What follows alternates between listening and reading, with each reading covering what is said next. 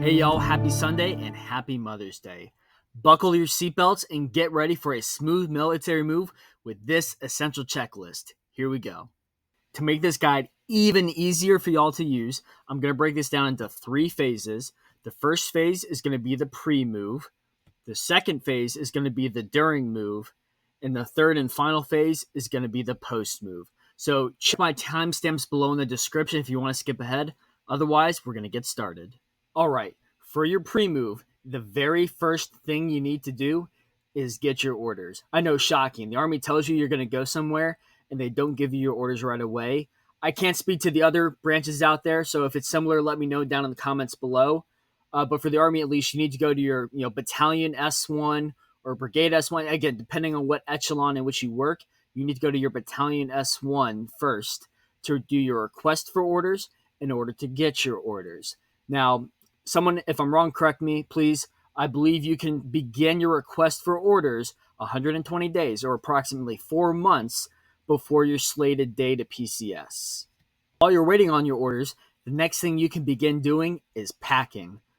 I know everyone likes their own system and has their own way to pack, but if you're going to do a DITY or PPM, a personally procured move, then by all means pack however makes sense to you. If you're going to let the Army move you, you need to make sure that you label your boxes appropriately so that in the event you have a fire to the facility where your household goods are, which if you saw my short earlier this week, you saw that it has happened. It's not guaranteed, but it has happened.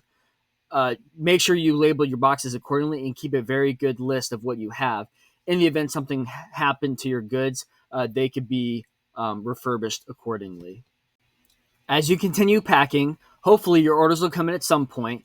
Once you get them, if you're doing a PPM or a DITY move, now would be the time, in my opinion, to start searching for a moving company or moving truck to move your stuff.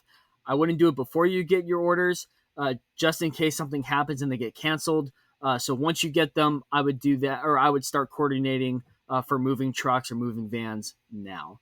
After this, go to your battalion S1 and get your unit clearing papers. That's going to allow your battalion or company or whoever to release you from your unit and go to your next one. Also, after you do that, you need to go to your installation clearing office and get your clearing papers for the installation as well. I can't guarantee that's the same way at every installation. That's just what it has been for me so far. I'll update this guide later in the future with new stuff as I go along. At the same time, while you're clearing your unit, your installation, and you're still packing, you'll also be able to upload your intent to move in Milmove. There's a pre-move document that you need to fill out for your transportation office on your installation. Once your transportation office reviews it, you're going to go sit down with a moving counselor to make sure that either A, you have all your documents that you need or you understand everything you need to do for your personally procured move or DITY move, or B, you schedule when the Army's going to come pick up your household goods for you to move. Now, I almost forgot, but of course, before you go, don't forget to submit your leave. This is the time where you can also submit your house hunting requests and also think about booking hotels for your move. Now, all this will lead us into phase 2, which is your actual move. During this phase, at this point, you've already packed up your truck or already given the Army your things to move. Now, all you have to do is drive or fly in some cases. If you're driving, you need to be picking up weight tickets along the way. If you haven't made plans to do so, you need empty weight tickets and full weight tickets. Without these weight tickets, you will not get paid. That does not just apply to POVs. That also applies to the moving truck. So if you're having a company move your stuff, or if you're having the Army move your stuff, you need to make sure that they understand that they have to get you your moving tickets.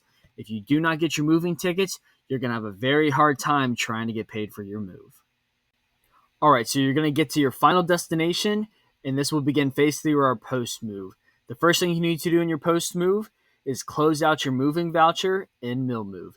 You're going to need to coordinate with the moving office from the duty assignment in which you're leaving to make sure that you get all the documents you need. A couple documents that you need to include and make sure you have are your your weight slips, and this is including but not limited to all your vehicles or POVs that you're bringing with you. If you're doing a gun safe, you need individual weights for those. If you're bringing your PPE, personally protective equipment, that's also an additional allotment to your moving items. You need to bring those weight slips as well and have those ready. Also needed are vehicle titles. This is an asterisk to that. If, like, for example, my wife was on the title of one of my cars and I'm not on the title of it, I had to have a note from her stating that I had permission from my wife to move my vehicle from El Paso to here. I have comments about that. Won't share them for today, but that's just something I needed to have. So I'm making you all aware. Last thing I can think of that I remember was having the professional items worksheet. So if you're going to utilize that extra allotment for your weight, you need to make sure you have that worksheet filled out. Coordinate with your moving office. They'll send you to some other guy who will be the validator of this worksheet. All you got to do is fill it out, send it to them. They'll sign it, send it to the moving office, and you'll be able to close out the paperwork that you need for Milmove to get reimbursed for your move. Next, you need to in-process your installation. So on the installation, you'll do plenty of things. You'll have in-processed a couple of different places before, and it's never always the same. But when you go to in-process finance, this is the place where you're going to get reimbursed for your move for your per diem and stuff like that. And then you're also going to get your TLE or your temporary living expenses, or it's TLE or TLA, I don't remember which, but it's your temporary living expenses. So if you had to live in hotels while you were there or pay for meals while you were there, this is a chance where you can submit that paperwork to get reimbursed for all that stuff. I hope my moving guide will make moving for you in the future simple, smooth, and easy.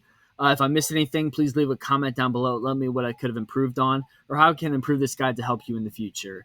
Next week, we're going to review my numbers, specifically what I paid to move and then how I got reimbursed for my move. And you can see if I at least netted zero on my move. Until then, if you're looking to have a financial coach help you move in the future, reach out to me at my Calendly link below where we can schedule an appointment for me to help you schedule your next move. Other than that, I love each and every one of you, and I'll see y'all in the next video.